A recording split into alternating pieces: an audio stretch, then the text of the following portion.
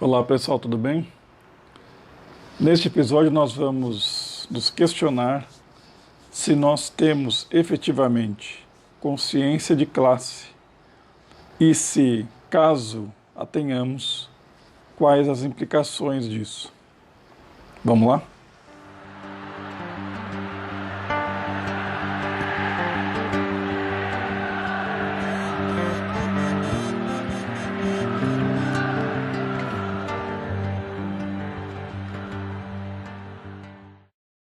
Esse assunto, consciência de classe, precisa ser situado historicamente.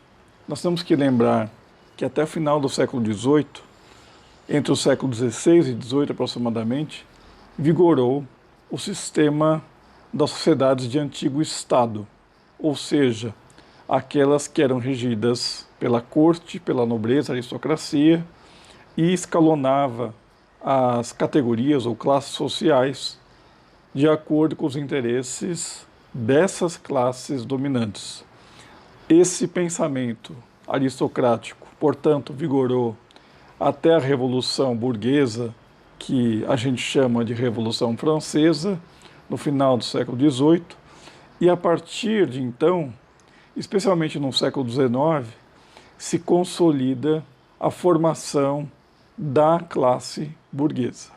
O que significa que a classe burguesa, embora tenha rejeitado a aristocracia, acabou herdando e levando adiante alguns modos de ser, de conceber o mundo e de agir da antiga aristocracia. Ou seja, os antigos valores e virtudes da aristocracia foram levados adiante pelas classes burguesas. Nós podemos estabelecer vários paralelos entre a aristocracia e a burguesia, a começar pela mudança do que era chamado de plebe, que passa a ser identificado com o proletariado, ou seja, haveria uma contraposição entre alta burguesia, pequena burguesia e proletariado, especialmente a partir do século XIX. Ter consciência da própria classe significa que nós pensamos e nos pensamos dentro de um processo histórico em constante transformação. Portanto, a quem interessa pensar que a história é uma sucessão de etapas imutáveis e que só mudam num sentido, o sentido, digamos, progressivo, positivista, quer dizer, essa concepção de história interessa às classes dominantes. Nós que não somos parte dessa elite brasileira, ou nós que somos assalariados, que dependemos da venda da nossa força de trabalho, etc., nós precisamos ter em mente que nós não fazemos parte dessa elite socioeconômica brasileira. Nós podemos ter acesso a ela, nós podemos, digamos, invadir espaços reservados à elite, mas nós não somos a elite. Para pensar a consciência de classe, é preciso que nós consideremos que a história não é uma sucessão de eventos divinos ou naturalmente dados imutáveis. Portanto, fazer história é, de certa forma, assumir um protagonismo da história e não ficar refém de tendências. É muito comum nós escutarmos pessoas dizerem: a tendência do mercado é essa, a tendência do comportamento humano é essa. Uma coisa é tendência, mas a tendência só pode ser vista após o fato. Ou seja, e quem é que faz o fato? Somos nós que produzimos os fatos.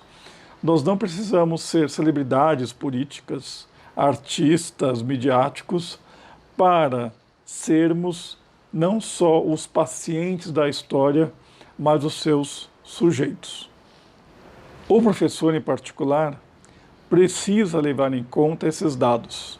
Primeiro, se ele é assalariado, ou um prestador de serviço, como já existem muitos hoje.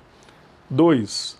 Se as condições de trabalho são decentes, corresponde à sua formação, ao seu empenho, à sua disciplina, à sua dedicação aos alunos e aos conteúdos que ele prepara para a aula, etc. 3. Também tem que levar em conta se a sociedade e o governo ou os patrões valorizam, tratam a sua profissão dignamente. Nós desconfiamos que as respostas para essas 3 perguntas é a mesma: não, não e não.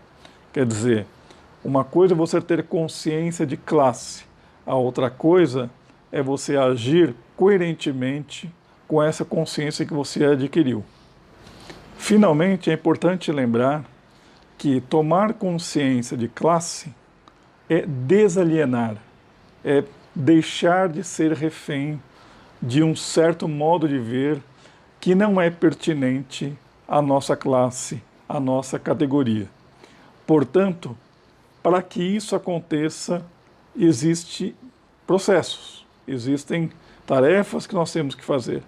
Então, tomar consciência de classe, reconhecer que a história não é imutável, que nós somos atuantes nessa história e que a história ela é feita de ações humanas e não de questões divinas ou de decisões tomadas por celebridades. Portanto, esse é um aspecto fundamental. Além disso, nós temos que lembrar também que o neoliberalismo, embora tenha um discurso democrático, libertário, etc., ele inaugurou ou reinaugurou uma concepção de classe que não admite mobilidade social. Vocês podem reparar que poucos, raríssimos são aqueles que têm uma origem social e conseguem, de fato, superar a sua classe. Quando eu digo superar a sua classe, é o seguinte: se você é assalariado e você continua assalariado, você continua sendo da classe assalariada. Portanto, isso não é mudança estrutural de classe. Isso é apenas mudança de status econômico. A classe social é feita por várias questões: cultura, acesso à educação, profissão, círculos sociais que você frequenta, formas de pensar o mundo, etc. O livro fundamental para nós estudarmos esse tema é História e Consciência de Classe, do George Lukács, que foi escrito nos anos 60. O Lukács que retoma várias ideias do Karl Marx, do Engels e, claro, de muitos outros pensadores, que ele vai, de certa forma, dissecando de modo a situar historicamente a ideia de classe social e, ao mesmo tempo, alertar o leitor quanto à importância de ter e agir de fato com a consciência social da classe a que ele pertence. Então é isso, até a próxima.